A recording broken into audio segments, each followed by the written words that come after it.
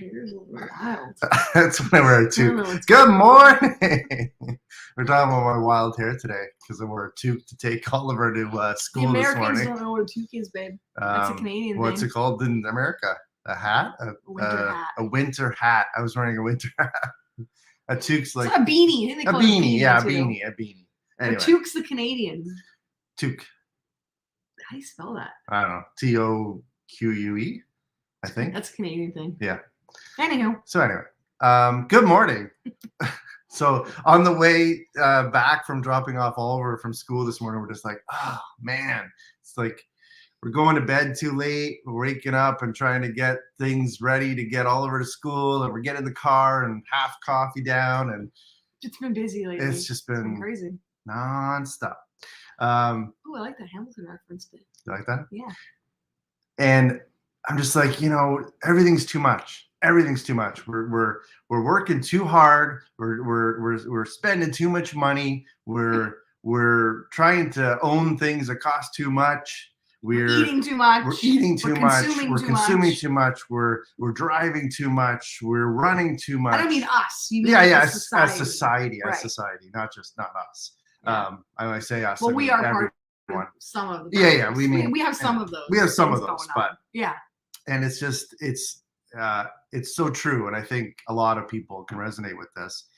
You think about the things that you own, great. You think about the amount of money you need to make to own those things, and it doesn't have to be that way. And we get caught up in this day-to-day grind of, okay, well, we got to keep things going to make sure everything is working and everything's paid and everything is what we hoped it's going to be. In reality, it's not necessarily the truth. And I think one of the things we want to talk about today is some of the things we do or we try to do in our day-to-day lives to remedy that. We talked about this just yesterday, and I said, yesterday was a great day for me, specifically because I didn't have any calls booked. And one of the things I realized is anytime I have more than one call a day, I find that my day gets really exhausting, and or I don't get enough me time or work done, like the work that has to happen. So for me, I said to Lisa, I can't accept more than one call a day. Obviously, if it has to be done, I'll make it work. But I'm saying that's rare. As a norm, it has to be done. Yeah. As a norm, yeah. Like as a norm, it's like because one call a day is manageable. For you. For me. Right. I think they have to find. I have the rule of 3, so I don't take more than 3 calls. But my role is a little bit different in the business. I'm the outreach. I'm the connection. I do a lot of online summits and speaking things. But I agree with you. I think you have to know 1 is your limit, 3 is my limit. Yeah. You have to know what your limit is. And maybe it's not calls. Yeah. Maybe it's I can only take on 1 project a week, whatever that is to you or for you in your business. Obviously, if you're a sales rep, as an example, my gosh, that's all you do. You probably take 10, 15 calls a day. But that's all you do, right? For the most part, you get on these calls, you talk to people, you do your little report, and then the next call. And then 5 o'clock, whatever, you're done. I think the key is focus and intention are the 2 words that I hear you so good talking about. Is so that good. I think about our kids at school, like Oliver at school.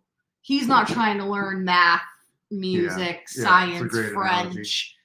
all in the same hour. He has those periods and those blocks.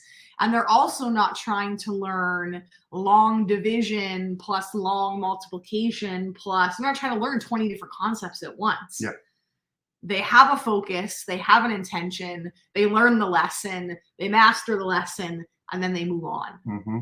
And that's really how you have to start thinking about, if you're not already, your days, your weeks, your months, your quarters, your years. Mm-hmm. Chalene Johnson has a famous phrase that I love, and she says, you can do it all, but you can't do it all at once. Mm. And a lot of times people ask me the same thing. They say, well, how did you get to be a best-selling author, a global speaker. Now you have the show, Number one podcast. Podcast. I didn't try to do it all in the same year.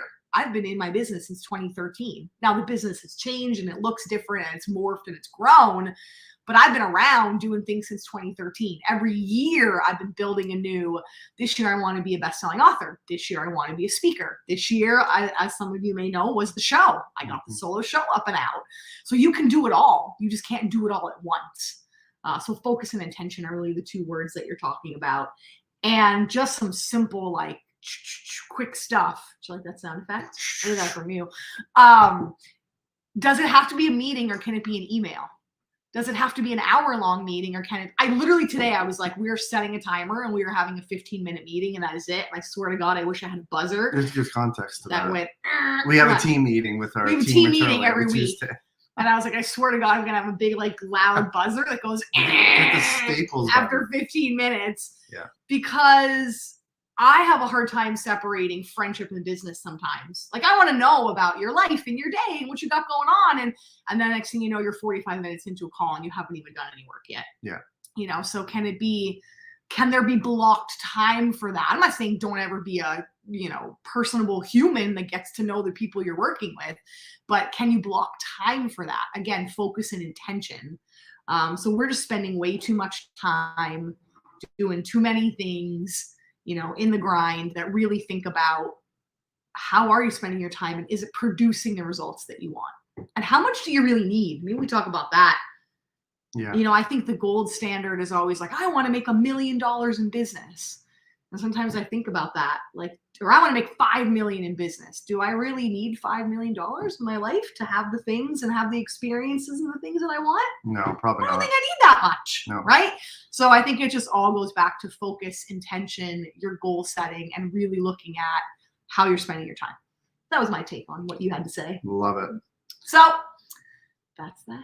I'll let you wrap it up. This was your thought, your idea today. Yeah, I hope that you can resonate with this today. And I think the biggest thing for me is just reflecting back on what we just talked about and simplifying my day again and saying, okay, does this need to be on the agenda? Does this need to be on the calendar? So comment below if you have any of these things bugging you, or, even if it's how the heck do I stop taking 8 meetings a day when it's what I do? And we're here to help and chat and support in any way we can. Yep. Have a wonderful Tuesday. We'll see you again tomorrow on the Infinite Daily Live Show.